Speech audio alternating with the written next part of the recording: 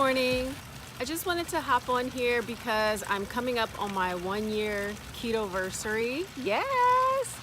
And as I reflect on this past year, I was just thinking about all the things that I've learned, and so I decided I would share some of those with you guys. I've learned a lot, but here are my top 5 in no particular order, in no particular of importance, but let's get to it.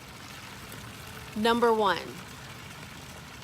micronutrients are just as important as macronutrients. Now, if you track your food on MyFitnessPal, or even if you've seen MyFitnessPal, you know the keto diet is comprised of macros. There's that little circle that has the pie chart, and it's like 70% fat, 20% protein, 10% carbs. Now, sometimes when I would eat back in the beginning of keto, I would try to hit those macros. And that's the only thing I was worried about, was those percentages. Now, you could not get in all your calories, you could not eat all your micronutrients for the day and still hit that percentage. But the micronutrients, if you look under the nutrients tab in MyFitnessPal, you'll see that it lists how much protein you're supposed to have, like let's say 120 grams, or how much fat, let's say 130 grams, or how many carbs, 20 grams. If you're only paying attention, which I was in the beginning, to those percentages, then sometimes you're not hitting those micronutrients, and micronutrients is very important for your body. And I found that out later on during my keto journey, and I'll get to that in a second. So macros and micronutrients are equally important. Don't just only focus on one. Number 2, change things up. I've been on keto for almost a year, and even if you're on it for less than a year, you're still gonna have to change things up sometimes. What your body requires when you first start losing weight, it's not going to require that same thing when you're maybe 6, 8, 10 months in. Like in the beginning, I was doing 1,200 calories to lose the weight. That was a huge deficit for someone who was overweight. Well, after I lost a lot of weight, you kind of notice things start to slow down. They kind of start to stall. And the reason being is your body doesn't need that much of a deficit anymore.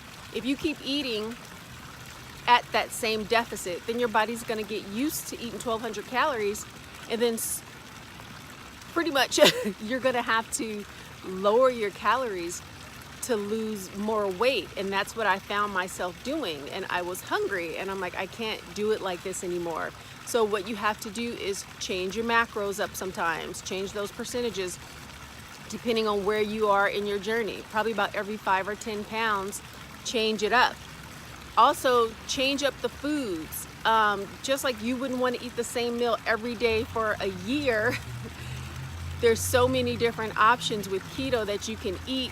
Switch up the food sometimes so you don't get bored. And sometimes if you do fall into a stall, it might be something you're eating, but you're never gonna know unless you do a trial and error and kind of change your food choices up. And also exercise. I can't preach this enough. Cardio is great. It's awesome. But after a while, like everything else, your body is going to get used to just doing cardio and maybe plateau. So add in some weightlifting. Instead of just doing the treadmill, do some Zumba, go for a walk, do a jog. Constantly change things up on keto. Your body is going to love that shock and is going to respond favorably. Number 3, and I can't stress this fact enough as well, dress the body that you are in. In the beginning, when I first started losing weight and I noticed my clothes were getting bigger, I didn't want to buy new clothes because I knew I still had more to lose, and if I bought new clothes, I was just gonna not grow out of them. They were just gonna get too big for me later on, so I didn't want to waste the money. I went about maybe 8 months into keto, And wearing the clothes that are getting too big for you, or trying to squeeze in those clothes that you're not yet able to fit yet, it kind of plays a mental game on you. It takes a while for your brain to catch up with what's going on with your body. And I experienced that a lot, where I would walk by the mirror and look and not even recognize myself, not notice myself. I still felt heavier, but why? It's because I was drowning in those big clothes. Thankfully, some lovely women came beside me, gave me some clothes that fit, and then I went and bought a couple of things, and oh man, did that change my perspective. Once I put on clothes that actually fit my body, I actually felt thinner. I felt the weight that I was. I no longer felt fat. I think I had lost about 50 pounds, and I still felt fat, and a lot of it had to do with the clothes that I was wearing. So if you don't want to spend a lot of money while you're losing weight because you still know you have more to lose, go to Goodwill. That's what I did. Yes, most of the clothes that I'm wearing now were given to me because I'm still not done yet, but I did go to Goodwill and I bought some things that actually fit. And let's just say I'm feeling very sassy right now.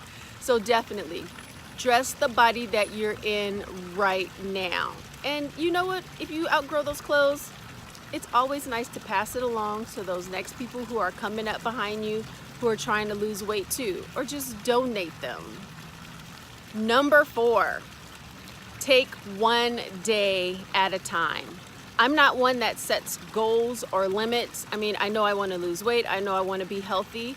But in the beginning, when I first started doing keto, the only thing I could think of was, oh man, I have to exercise this many days, or I have to eat this many days before I see any results. And just thinking about that kind of made me not want to do it, because I'm someone who, like a lot of us are out there, like the instant gratification. So I had to retrain my mind into just thinking about the day ahead of me. Just thinking about what I was going to eat today, how I was going to get through today, what exercise I was going to do today. And by the time I went to bed, I was able to cheer myself on because I had made it through today. Tomorrow was going to be another set of issues in itself. So why have all the negative thoughts about what's going to be happening 1 week, 2 weeks, 3 weeks later? Just focus on today, and that really helped get me through. And number 5, last but not least, be sure and know exactly what you're doing, because there are people watching you. There are skeptics watching you who are going to question what you're doing. And if you're not sure and strong and confident about what you're doing, things that they say may easily sway you. But when we think about people watching us, we always think about the negative naysayers who are watching us. But guess what? There are people watching us who are looking to be inspired by you, who are looking for someone to follow who's doing something different. They're watching you. You may not know who they are. They may be strangers. They may be your neighbor, and they may see you losing weight. They may see you making choices in a restaurant that's not the norm, and you are inspiring them. So it's okay to have people watching you. But guess what? Some are going to be negative, but you never know that one out of the herd of 100, that one sheep who may be ready to follow you because they're watching what you're doing. You're inspiring them. I get a lot of people who tell me that, I'm inspiring to them. They've been watching me. They've seen how much weight I've lost. And these are people that I don't talk to. I probably haven't seen before, maybe just in passing a few times. And what I'm doing is affecting them. So be confident, be sure, know what you're doing, and not just for yourself, but when that person finally does approach you, if they ever do, and they want to know, hey, what are you doing? You can explain to them with confidence what you're doing. So don't be ashamed of this lifestyle. You are doing amazing, and they are noticing, and people are noticing.